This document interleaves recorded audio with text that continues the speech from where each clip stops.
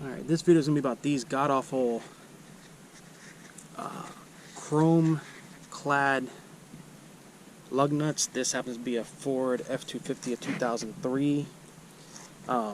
All car companies use them, and they all have one thing in common: they all stink. They just don't work. This grime gets underneath the cap. There's actually a cap over the lug nut, and it swells. The socket won't fit on it. You see the lug nut inside of it and how it's swollen and just all gnarled up. It's supposed to be a 13/16 or a 21 millimeter, but a 21 millimeter won't even go over it, and if it does, it just spins and tries to slip off. So I'm going to show you how to attack them and how to get them off of there. And it ain't pretty, but it gets the job done.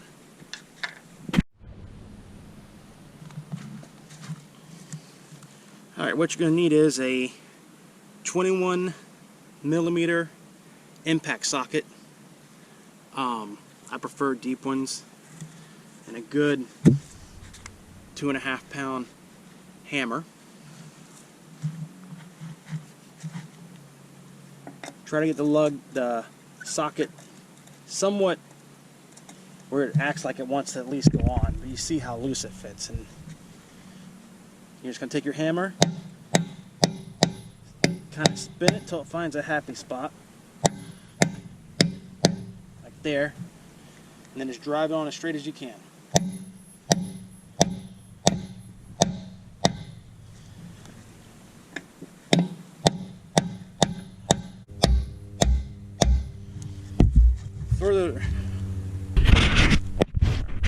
The further you can get it on there, the better.